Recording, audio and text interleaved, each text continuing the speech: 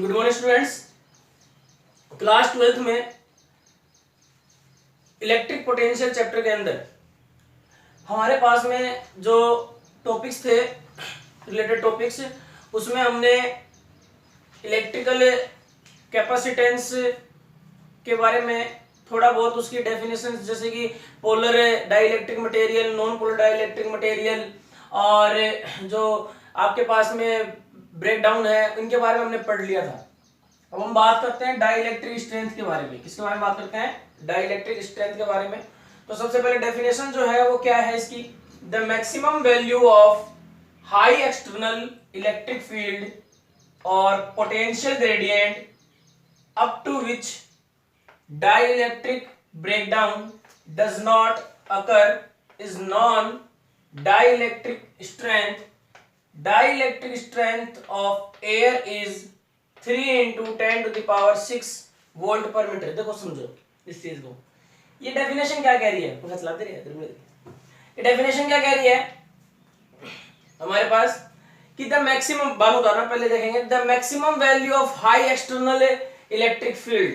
देखो dielectric material क्या होता है? स्ट्रेंथ को समझने से पहले मटेरियल जान लो। वैसे तो आपको बता रखा है मटेरियल के बारे में, लेकिन फिर भी मटेरियल को जान लो एक बार।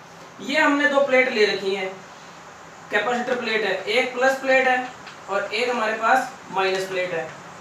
जनरली हम हमारे लाइफ के अंदर, डेली लाइफ में यूज लेते हैं, जैसे पंखा हो गया, तो पंखे में एक व्हाइट कलर का सेल होता है, व्हाइट कलर का सेल होता है पंखे के अंदर, और वो सेल को हम सेल नहीं बोलते, एक्चुअली में बोलते हैं कैपेसिटर, लेकिन हम अमूमन आम भाषा के अंदर उसको सेल ही बोल देते हैं। दुनिया सेल ही बोल देती है कि पंखे में सेल लगा हुआ है। सेल नहीं होता, वो कैपेसिटर होता है। और उसका काम क्या होता है वो सुनो। जब आप कैपेसिटर नहीं लगाते हो तब समझो, पहले लगाते हो तब तो बाद की बात। जब आप कैपेसिटर नहीं लगाते हो तो पंखे को आपने चला दिया कनेक्शन करके, आपको एक लठ लेना पड़ेगा, लकड़ी लेनी पड़ेगी और पंखे को घुमाना पड़ेगा धीरे, फिर पंखा धीरे धीरे यूं ऐसे ऐसे घूमता रहेगा बस। फिर चाहे आप 5 की स्पीड कर दो, चाहे 6 की स्पीड कर दो, कितनी स्पीड कर दो, आपको उलट से घुमाना पड़ेगा एक बार तो स्टार्ट करने के लिए। पंखे का स्विच आपने ऑन किया, स्विच ऑन करते ही पंखा उस स्पीड पे नहीं चलेगा जिस स्पीड पे भी चलता है, ठीक है। आपको वो घूमेगा ही नहीं, घुमाने के लिए लकड़ी से घुमाना पड़ेगा, फिर धीरे धीरे धीरे धीरे वो घूमेगा और बहुत ही नॉर्मल स्पीड पे चलेगा, ठीक है। चल तो जाएगा, ऐसी बात नहीं है नहीं चलेगा। लेकिन कुछ पंखे नहीं भी चलते हैं, कुछ पंखे नहीं भी चलते हैं। वो किस वजह से? वो इस वजह से कि जब कैपेसिटर नहीं लगा रहता है तो उसके अंदर उतनी पावर उसको नहीं मिलती है कि वो स्टार्ट हो सके। आप लकड़ी से भी अगर उसको स्टार्ट करने की कोशिश करोगे घुमा करके, ठीक है, बड़े लकड़ी से आपने उसको घुमाने की कोशिश करी तो वो एक बार हल्का सा घूम जाएगा, फिर वापस रुक जाएगा, ठीक है। वो किस वजह से होता है वो भी बताऊंगा। तो कैपेसिटर फिर हम लगाते ही पंखा क्यों स्टार्ट हो जाता है?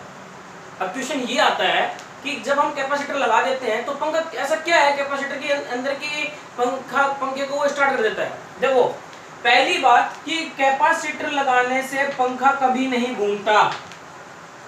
पंखे का चलना कैपेसिटर के ऊपर डिपेंड नहीं करता। किस पर डिपेंड करता है? करंट पे। कैपेसिटर जो है वो केवल और केवल पंखे को स्टार्ट करने का काम करता है। आपने देखा होगा जब पंखा चलता है तो एक बार ऐसा होता है थोड़ा सा, ठीक है, हल्का सा शुरू में ऐसा होता है और फिर बाद में स्पीड पकड़ता है अपनी। तो जब ऐसा होता है इसका मतलब ये है कि उसके अंदर दो टाइप की कॉइल होती हैं, एक तो होती है प्राइमरी कॉइल और एक होती है सेकेंडरी कॉइल। सेकेंडरी कॉइल और प्राइमरी कॉइल, ठीक है। कैपेसिटर जो लगा रहता है, कैपेसिटर में दो प्लेट होती है, प्लस प्लेट और माइनस प्लेट। इसका काम ये होता है, ये इसके ऊपर चार्ज जो होता है वो कौन सी कंडीशन में होता है? स्टैटिक कंडीशन में होता है। कौन सी कंडीशन में होता है? Static condition. और स्टैटिक कंडीशन में चार्ज जो होता है वो क्या प्रोड्यूस करता है? Electric field. बताया था कि स्टैटिक कंडीशन का जो चार्ज है वो क्या प्रोड्यूस करता है? Electric field. और मूविंग कंडीशन का जो चार्ज है वो क्या प्रोड्यूस करता है? इलेक्ट्रिक फील्ड और मैग्नेटिक फील्ड और रेडिएशन। बताइए बात ध्यान में है कि स्टैटिक कंडीशन का जो चार्ज है वो तो क्या प्रोड्यूस करेगा? आपके पास ओनली इलेक्ट्रिक फील्ड। अगर कोई चार्ज मूविंग कंडीशन में है, मूव कर रहा है कोई चार्ज, तो वो क्या प्रोड्यूस करेगा? इलेक्ट्रिक फील्ड और मैग्नेटिक फील्ड। लेकिन ये जो इलेक्ट्रिक फील्ड और मैग्नेटिक फील्ड हुआ प्रोड्यूस हुआ है ये कौन से चार्ज के थ्रू हुआ है? मूविंग चार्ज के थ्रू। कंडीशन क्या है? जब v क्या हो आपके पास में कांस्टेंट, वेलोसिटी क्या होनी चाहिए? कांस्टेंट। अगर कोई चार्ज 5 मीटर पर सेकंड की स्पीड से मूव कर रहा है, कोई भी चार्ज 5 मीटर पर सेकंड की स्पीड से मूव कर रहा है, तो 5 मीटर हो या 10 मीटर हो, then after T time if a charge moving 6 meter per second, then after t time its velocity will be constant. We have its velocity will be constant, then effect will be produced of a moving charge is electric field and magnetic field. हम ये कह सकते हैं। आ रही बात समझ? तो आपके पास में ये तो बात हो गई जब वेलोसिटी क्या हो कांस्टेंट। अगर क्वेश्चन ये आ जाए कि वेलोसिटी क्या हो वेरिएबल, ये मैंने बता रखी है बात, वेलोसिटी क्या हो वेरिएबल, तब क्या प्रोड्यूस करेगा वो? इलेक्ट्रिक फील्ड और मैग्नेटिक फील्ड और इलेक्ट्रोमैग्नेटिक रेडिएशन। क्या करेगा? Electromagnetic radiation. ठीक है, इसके बारे में हम डिस्क्रिप्शन से पढ़ेंगे फिजिक्स सेकंड के अंदर, मैक्सवेल वगैरह में। ठीक है, और क्या नाम है, इलेक्ट्रोमैग्नेटिक चैप्टर में भी हम इसके बारे में थोड़ा बहुत पढ़ेंगे। ठीक है, अभी फिलहाल हमको इसके बारे में तो नहीं पढ़ना, अभी फिलहाल हमको इतना जानना है कि अगर चार्ज v वेलोसिटी से मूव कर रहा है बट वेलोसिटी क्या होनी चाहिए? क्या होनी चाहिए? कांस्टेंट। तब क्या प्रोड्यूस करेगा? कौन सी इफेक्ट प्रोड्यूस करेगा? एक तो इलेक्ट्रिक फील्ड और एक मैग्नेटिक फील्ड। लेकिन अगर चार्ज आपके पास में कैसा हो, उसकी वेलोसिटी वेरिएबल, तब कैसे कैसे कौन कौन से फील्ड प्रोड्यूस करेगा? इलेक्ट्रिक फील्ड, मैग्नेटिक फील्ड और इलेक्ट्रोमैग्नेटिक रेडिएशन। ये चीज हमने फर्स्ट चैप्टर में भी पढ़ी थी। अभी थोड़ा सा हम यहाँ रखते हैं। तो ये कैपेसिटर की प्लेट है, इस प्लेट के ऊपर कौन से चार्ज है? स्टैटिक चार्ज है, यानी कि ये चार्ज मूव तो कर ही नहीं रहे, तो हम इसको स्टैटिक तो बोलेंगे। क्या प्रोड्यूस करेंगे? ये इलेक्ट्रिक फील्ड। तो कहने का मतलब ये है कि इसमें एनर्जी क्या हुई है? स्टोर हो गई इस प्लेट के अंदर। आए बस में इस प्लेट में इन प्लेट्स पर एनर्जी क्या हो गई? स्टोर हो गई, एनर्जी स्टोर हो गई। ध्यान समझना, यानी कैपेसिटर का काम क्या हुआ? एनर्जी स्टोर करने का। कैपेसिटर का काम क्या हुआ? एनर्जी को स्टोर करने का। आ रही बात समझ? ठीक है, अब इसने एनर्जी स्टोर कर ली। स्टोर करने का मतलब देखो, हमारे घरों में जब शादी ब्याह होते हैं, शादी होती है, मैरिज फंक्शन होता है घरों में, तो हम क्या करते हैं कि एक देसी भाषा में बोले तो कोठियार बनाया घर वहाँ पर, कोठियार, जिसमें खाने पीने की वस्तुएं रखी होती है ना। तो उसमें क्या होता है कि जितने भी अपने शादी ब्याह में काम आने वाले खाने पीने की चीजें हैं वो सब उसी कमरे में रहती है। तो वो क्या है? एक स्टोर रूम है। तो आप ये समझ लो कि प्लस माइनस जितने भी चार्ज हैं वो एक स्टोर रूम में बंद है। तो वो एनर्जी क्या है? उस रूम ने एनर्जी क्या कर ली? स्टोर कर ली। एनर्जी क्या कर ली? उसने स्टोर कर ली। अरे बस अब अपने को क्या करना है? जैसे ही खाना खाने के लिए लोग बाग आ गए तो अपन क्या करेंगे? स्टोर रूम को खोलेंगे, सीधा उसी तरफ भागेंगे, स्टोर रूम की तरफ। ऐसा थोड़ा ना है कि खाने पीने की चीजें हैं बाजार में मिलती है तो बाजार में भागेंगे, नहीं, हम किसकी तरफ भागेंगे? स्टोर रूम में, क्योंकि हमने स्टोर रूम में चीजों को भर रखा है। हम स्टोर रूम में गए और स्टोर रूम से चीजें हम निकाल करके लोग बागों को हमने सर्व करने लगे। ठीक है, अब वो खत्म होता है नहीं होता है वो बात की बात है, लेकिन जब तक उसके अंदर है तब तक हम क्या कर रहे हैं? उसको सर्व कर रहे हैं। अरे बस यहाँ थोड़ा सा देखो, वही चीज है कि कैपेसिटर है, कैपेसिटर की प्लेट के ऊपर चार्ज आ गया अपने पास। ये चार्ज कहाँ से आया? सर्किट से जुड़ा हुआ है। ये किससे जुड़ा हुआ है? सर्किट से जुड़ा हुआ है। ये प्लस प्लेट है और ये मैं थोड़ा सा इसको सही बना देता हूँ ताकि आपको समझ में आ जाए। ठीक है,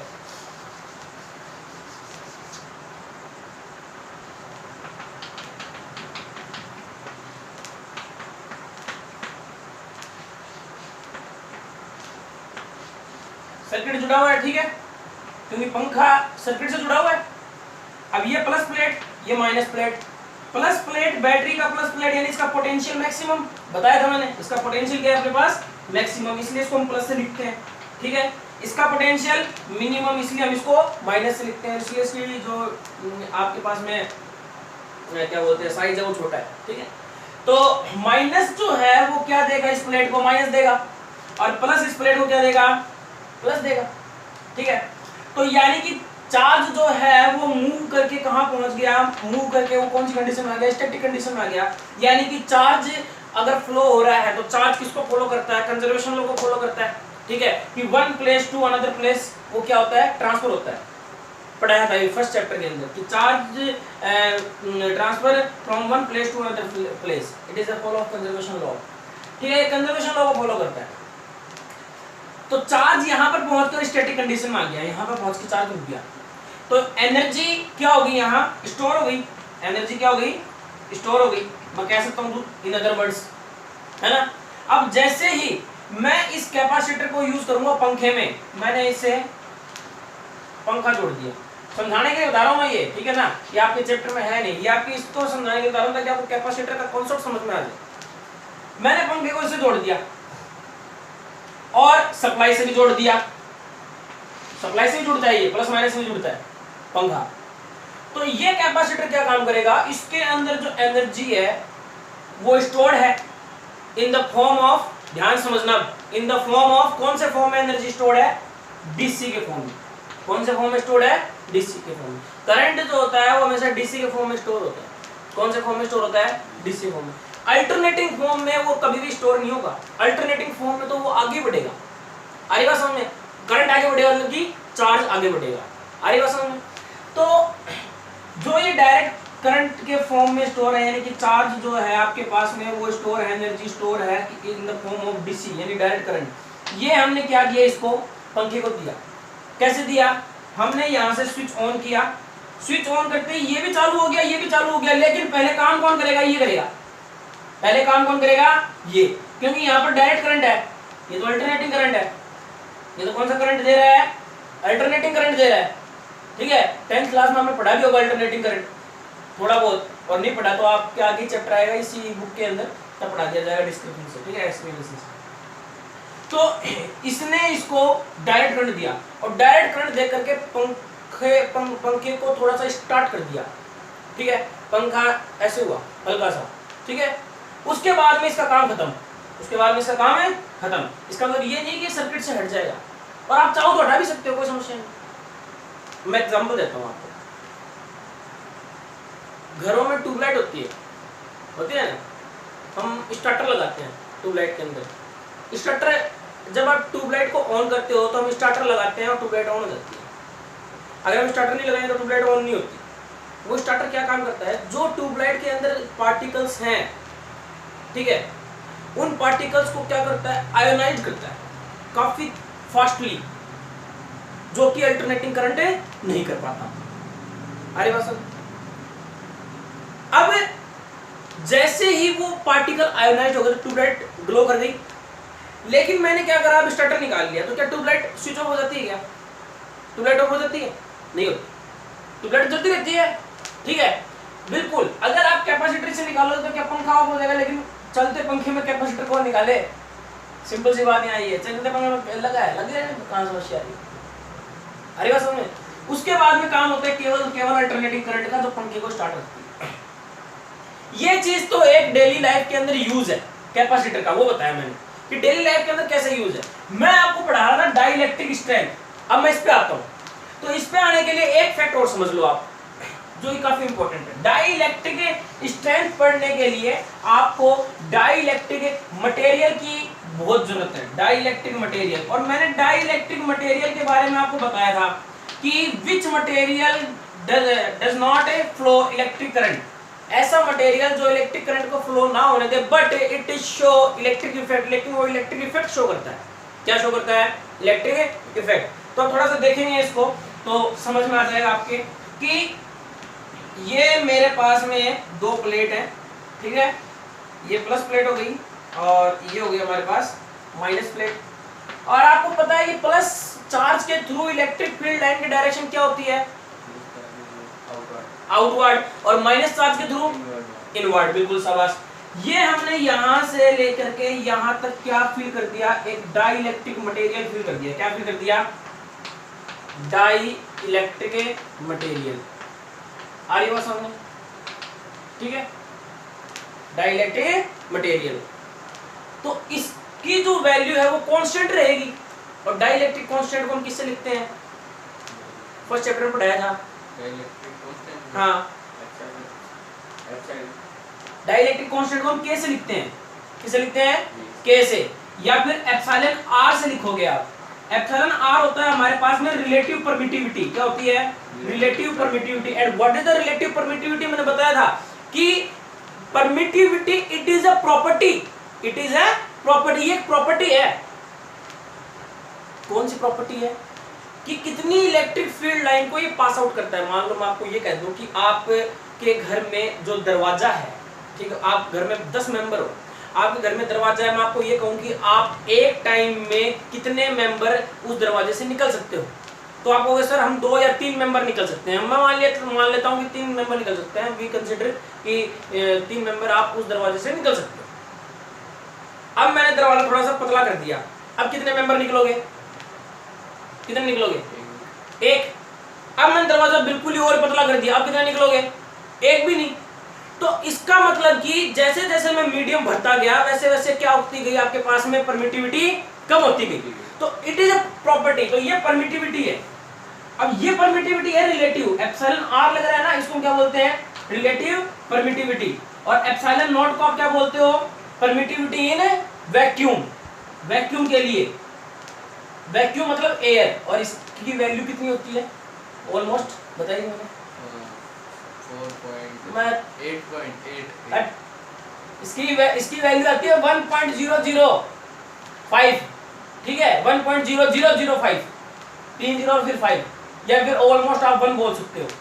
वैक्यूम और एयर की जो हम डाइलेक्ट्रिक कांस्टेंट की वैल्यू है वो सेम ही लेते हैं, आगे बात समझ में, क्योंकि हम यहाँ पर वैक्यूम क्रिएट कर नहीं सकते, बहुत ही मुश्किल होता है वैक्यूम क्रिएट करना ऑन द अर्थ, ठीक है। बहुत सारे फैक्टर्स लागू होते हैं, ग्रेविटेशन फोर्स लागू होता है, ठीक है, फ्रिक्शन फोर्स लागू होता है, एटमॉस्फेरिक प्रेशर लागू होता है, नॉर्मल टेम्परेचर प्रेशर लागू होता है, बहुत सारे फोर्स लागू होते हैं, ठीक है। तो ये तो हो गया आपके पास में परमिटिविटी इन वैक्यूम। अगर मैं बात करूं एप्सिलॉन की, ओनली एप्सिलॉन की, तो ये क्या होता है, permittivity in medium, permittivity in medium. और एप्सिलॉन आर इसको मैं क्या बोलता हूं, रिलेटिव परमिटिविटी, या इसको क्या बोल सकते हो आप, डाइलेक्ट्रिक कांस्टेंट भी बोल सकते हो। क्या बोल सकते हो, डाइलेक्ट्रिक कांस्टेंट, और इसको हम के से भी लिख सकते हैं, आगे बात समझ में, इसको हम के से भी लिख सकते हैं। अब इसका फॉर्मूला क्या होता है, मैंने बताया था एप्सिलॉन आर का formula, epsilon r equals to epsilon into epsilon naught. Epsilon r equals to, simple है, epsilon r equals to epsilon into epsilon naught, ये होता है। और ये कैसे आया था, ये फॉर्मूला कैसे आया था, रिलेटिव परमिटिविटी से कैसे आया था,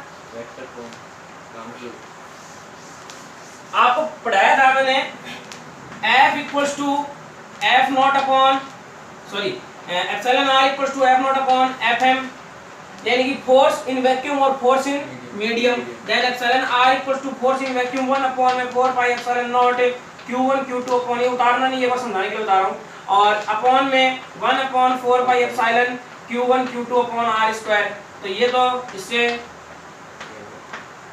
कैंसिल आउट हो गया, क्या बच गया हमारे पास, epsilon r equals to epsilon upon epsilon naught, epsilon naught upon आएगा, हां जी, एप्सिलॉन नॉट अपॉन एप्सिलॉन आएगा, एप्सिलॉन नॉट अपॉन एप्सिलॉन आएगा, 1 अपॉन एप्सिलॉन है ना, 1 अपॉन एप्सिलॉन नॉट है, ठीक है। तो एप्सिलॉन आर की वैल्यू क्या आ जाएगी, यहाँ पर अपने पास एप्सिलॉन अपॉन एप्सिलॉन, तो एप्सिलॉन की वैल्यू क्या आ जाएगी, एप्सिलॉन आर एप्सिलॉन नॉट, ये होगी वैल्यू, आगे बस में ये वैल्यू होगी, पीछे अपन ने गलती दिया था, epsilon equals to epsilon r into epsilon not, ठीक है, समझ रही बात। तो ये हमारे पास ये करवा रखा है ये चीज, ठीक है। अब देखेंगे, तो मैं आपको ये बता रहा था कि जब 2 प्लेट हैं और इन दोनों प्लेट्स के बीच में आपने डाई इलेक्ट्रिक मीडियम फिल कर दिया, दोनों प्लेट्स के बीच में क्या कर दिया, डाई इलेक्ट्रिक मीडियम फिल कर दिया, तो यहां से electric field line pass out हो रही है, ठीक है, क्योंकि स्टैटिक चार्ज क्या प्रोड्यूस करता है, बताया था मैंने, इलेक्ट्रिक फील्ड लाइन, बिल्कुल सरस। तो ये मैं एक बार आपको समझाने के लिए बना देता हूँ, आपको नहीं बनाना है, आपको केवल देखना है और समझना है, ठीक है। ये मैंने बना दिया, ठीक है, electric field line pass out हो रही है। अब ये डाइलेक्ट्रिक मटेरियल कौन से मटेरियल होते हैं, विच material does not flow electric current, ध्यान से समझना, विच material does not flow electric electric current and it is show electric effect. ये इलेक्ट्रिक इफेक्ट को शो करता है। अरे बस समझे अब कैसे करता है, देखो मैंने आपको बताया भी था, जैसे ही इलेक्ट्रिक फील्ड लाइन इसमें से पास आउट होगी तो क्या होगा कि ये डाइइलेक्ट्रिक मटेरियल जो है, इस डाइइलेक्ट्रिक मटेरियल के जो एटम्स हैं वो क्या हो जाएंगे, पोलराइज हो जाएंगे। क्या हो जाएंगे, पोलराइज। और पोलराइज क्या होता है, देखो नाम है पोलराइज, नाम है ना, जिसमें क्या हो, पोल हो, एक तो प्लस और एक माइनस, दो प्लस प्लस नहीं हुआ पोलराइज, प्लस माइनस ये हुआ पोलराइज, अपोजिट नेचर के साथ। ठीक है, तो ये पोलराइज हो जाएगा। अच्छा पोलराइज हो जाएगा तो यहाँ क्या आ जाएगा आपके पास,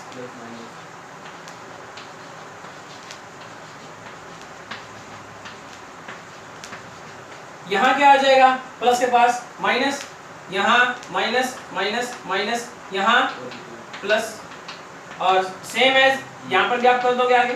ठीक है, अंडरस्टूड है ये चीज। और यहाँ पर भी आप, तो हमारे पास में क्या आ गया, यहाँ प्लस आ गया और यहाँ माइनस आ गया, यानी कि इनर सरफेस पे मैं आपको इन अदर वर्ड्स ये कहूं कि ये प्लेट देखो, ये वाली प्लेट दिख रही है, इस प्लेट के इनर सरफेस पे क्या मिल गया हमको, नेगेटिव चार्ज, और इस प्लेट के इनर सरफेस पे क्या मिल गया, पॉजिटिव चार्ज। और ये प्रोसेस बाय इंडक्शन भी हम कह सकते हैं कि ये प्रोसेस, ये जो अपने पास में चार्ज आए किसके थ्रू आए, बाय इंडक्शन। हमने फर्स्ट चैप्टर में पढ़ा था फ्रिक्शन के टाइप्स, सॉरी चार्जिंग के टाइप्स, जिसमें फ्रिक्शन, कंडक्शन और इंडक्शन पढ़ा था हमने। ठीक है, तो बाय इंडक्शन के थ्रू क्या हो गया, यहाँ पर नेगेटिव चार्ज आ गया, यहाँ पर पॉजिटिव चार्ज आ गया। आई बात समझ में? अब देखो तो डाइइलेक्ट्रिक क्या होता है, maximum value of high external field. अब मैंने क्या किया कि यहां चार्ज, नंबर ऑफ चार्ज कितने हैं, 1 2 3 4 5। ठीक है, electric field line pass out हो रही है, इसकी स्ट्रेंथ जो है ये काम कर रहा है, कोई समस्या नहीं, काम कर रहा है, काम कर रहा है, ठीक है, कोई समस्या नहीं। अब मैंने यहां पर नंबर ऑफ चार्ज क्या कर दिया, इंक्रीज कर दिया। 5 के बाद में 6 7 8 9 10 चार्ज कर दिए, 1 2 3 4 5 6 7 8 9 10 चार्ज कर दिए मैंने। तो नंबर ऑफ चार्ज मैंने इंक्रीज कर दिया, देन इलेक्ट्रिक फील्ड लाइंस क्या होंगी, मोर कैपेबल, ठीक है, मोर स्ट्रॉन्ग हो जाएंगी। अब इलेक्ट्रिक फील्ड लाइन जब इसके ऊपर अप्लाइड होगा तो ये डाइइलेक्ट्रिक मटेरियल, अगर मान लो, मैं एग्जांपल दे रहा हूं कि ये डाइइलेक्ट्रिक मटेरियल मान लो 3 साल चलता है, यहां प्लेट के ऊपर जब 5 चार्ज है तब, तो अगर मैं यहां 10 चार्ज बढ़ा दूंगा, 10 चार्ज कर दूंगा, 10 चार्ज कर दूंगा, ठीक है, तो ये डाइइलेक्ट्रिक मटेरियल कितना चलेगा, 3 साल से ज्यादा कि 3 साल से कम, 3 साल से कम चलेगा ना, सिंपल सी बात। समझ रहे बात को, नहीं समझ रही भाई? देखो आपको मान लो कि आपकी आदत है कि आप 5 किलो वजन उठाते हो, कितना उठाते हो, 5 किलो वजन, और मैं आपको दे दूं आप 5 किलो वजन डेली उठाते हो, ठीक है, आपको महीने पर काम करना है 5 किलो वजन उठा करके, तो महीने में, 1 महीने में कितने वजन हुए, 1 महीने में कितना वजन हुआ, 5 दिए 15 150 किलो वजन हो गया। और मैं आपको ये कहूं कि अब आपको 5 किलो नहीं उठाना है, 15 किलो उठाना है, ठीक है, तो आपने 15 किलो उठा लिया, कितने दिन काम करोगे, 4 या 5 दिन, 5 दिन बाद में बीमार हो जाओगे। आई बात समझ में? तो कहने का मतलब क्या है, आपकी स्ट्रेंथ क्या होगी, कम होगी। जैसे ही मैंने नंबर ऑफ चार्ज इंक्रीज कर दिया, इलेक्ट्रिक फील्ड लाइन इंक्रीज हुआ, इलेक्ट्रिक फील्ड लाइन इंक्रीज हुआ तो इसकी स्ट्रेंथ क्या हो गई, ऑटोमेटिकली कम हो गई। तो स्ट्रेंथ को हम किससे पता लगा सकते हैं, इलेक्ट्रिक फील्ड से पता लगा सकते हैं। भाई इसकी स्ट्रेंथ को मेजर करने के लिए कोई हमारे पास में थर्मोमीटर तो नहीं है ना भाई, यहाँ पे टेम्परेचर को मेजर करने के लिए थर्मोमीटर होता है, लेंथ को मेजर करने के लिए क्या नाम है, अपने पास इंची टेप होता है, लेकिन इसकी स्ट्रेंथ को मेजर करने के लिए क्या है हमारे पास में, तो इसकी स्ट्रेंथ को हम किससे मेजर करेंगे, इलेक्ट्रिक फील्ड से। किससे मेजर करेंगे, इलेक्ट्रिक फील्ड से। इलेक्ट्रिक फील्ड आपने इंक्रीज कर दिया तो स्ट्रेंथ क्या हो जाएगी, डिक्रीज, और इलेक्ट्रिक फील्ड आपने डिक्रीज कर दिया तो स्ट्रेंथ क्या हो जाएगी, इंक्रीज। दिमाग में एंटर हुआ? तो क्या कह रहा है, the maximum value of high external electric field और पोटेंशियल ग्रेडियंट। पोटेंशियल ग्रेडियंट मैंने फॉर्मूला बताया था, E = -delta V upon delta R। ये फॉर्मूला मैंने पढ़ाया था, ध्यान में है, dv अपॉन dr, है ना। तो और potential gradient up to which, इससे ऊपर, up to which dielectric breakdown does not occur, ठीक है। तो डाइलेक्ट्रिक ब्रेक यानी कि अगर आपके पास में हाई एक्सटर्नल फील्ड आप अप्लाइड करते हो किसी डाइलेक्ट्रिक मटेरियल के ऊपर या इससे ऊपर के ऊपर की इलेक्ट्रिक फील्ड आप अप्लाई करते हो, तो जो डाइलेक्ट्रिक का है ब्रेकडाउन है वो क्या नाम है अपने को, does not occur is known as dielectric strength of air is 3 × 10⁶। अगर आप क्या नाम है हाई इलेक्ट्रिक फील्ड अप्लाइड करते हो डाइलेक्ट्रिक मटेरियल के ऊपर, डाइलेक्ट्रिक सब्सटेंस के ऊपर, तो हमको क्या मिलता है, डाइलेक्ट्रिक स्ट्रेंथ मिल जाती है, आएगा समझ। और डाइलेक्ट्रिक ब्रेकडाउन क्या नाम है, हाई इलेक्ट्रिक फील्ड के ऊपर बहुत ही कम होता है, आएगा समझ। अब डाइलेक्ट्रिक ब्रेकडाउन क्या होता है, does not occurs is known as dielectric strength. ध्यान समझना ये लाइन क्या कह रहे हैं, breakdown does not occurs is non dielectric strength. समझो थोड़ा सा, देखो कभी कभी डेफिनेशन है ना वो आपको कंफ्यूज कर देता है, तो समझना जरूरी है। आपने मान लो कि आप 10 kg वजन उठा सकते हो, ठीक है, ध्यान समझना इस चीज को, मैं इस लाइन को समझा रहा हूँ, ठीक है ना। Does not breakdown does not occurs, जब आप हाई इलेक्ट्रिक फील्ड अप्लाई करते हो तो ब्रेकडाउन कैसे नहीं होता, ठीक है, जबकि होना चाहिए ब्रेकडाउन। तो अभी हमने पढ़ा है कि हाई इलेक्ट्रिक फील्ड अप्लाई करते हैं तो डाइलेक्ट्रिक स्ट्रेंथ कम होती है, इसका मतलब ब्रेकडाउन होना चाहिए। देखो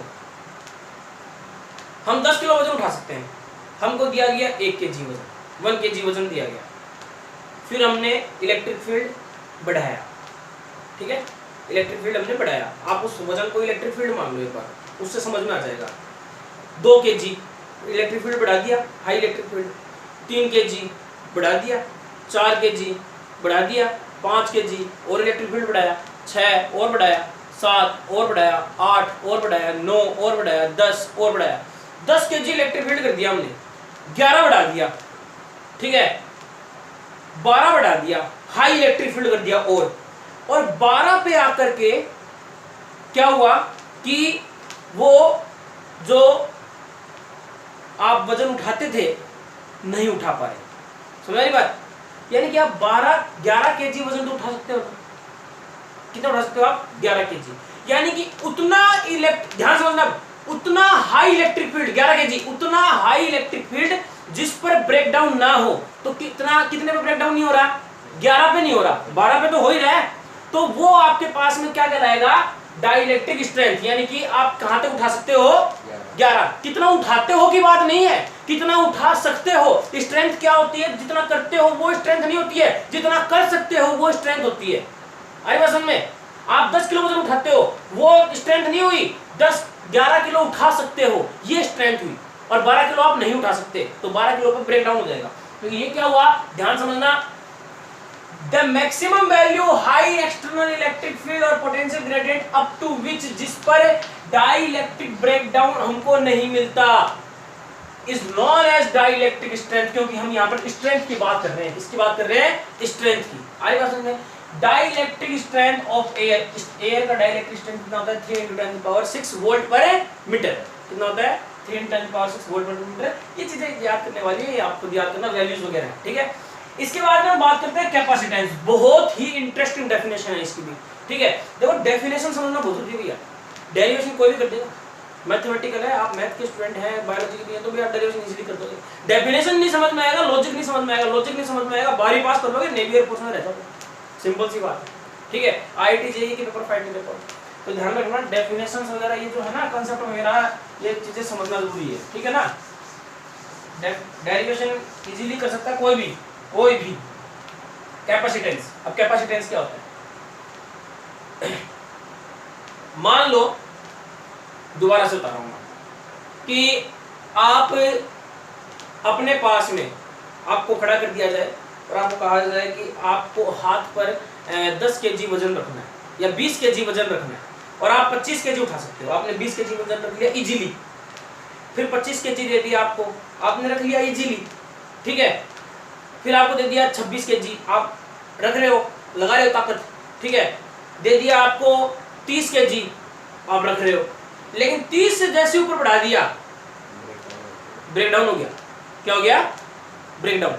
अब आप नहीं उठा सकते, इसका मतलब कि आपकी कैपेसिटी कहां तक है, 30 तक है। कैपेसिटी कहां तक है आपकी, 30 तक। तो द कैपेबिलिटी, ध्यान समझना, the capability of receiving charge, वो तो वजन है उसको आप चार्ज मान लो, ठीक है, चार्ज बाय ए कंडक्टर, भाई कंडक्टर के ऊपर ही आएगा चार्ज, ठीक है, इंसुलेटर में तो जाएगा नहीं ना, ठीक है। Conductor is known as electric capacitance, उसको हम क्या बोलते हैं, इलेक्ट्रिक कैपेसिटेंस बोलते हैं। आ रही बात समझ, ठीक है।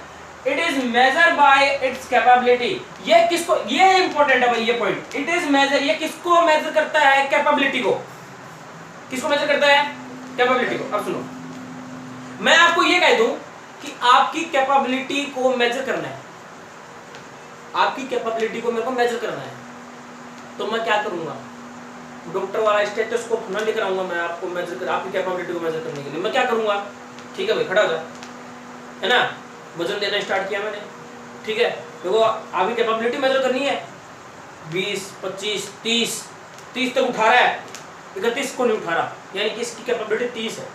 तो मैंने जब आपकी कैपेबिलिटी मेजर करी तब मैंने क्या दिया, आपको चार्ज प्रोवाइड करवाया, क्या प्रोवाइड करवाया, चार्ज।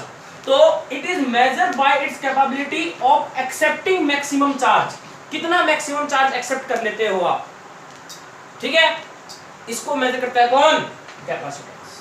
अरे बात समझ, कैपेसिटेंस क्लियर हो, ठीक है। अब जो कैपेसिटेंस के फॉर्मूले हैं उसके बारे में बात करते हैं, तो इसको उतारो।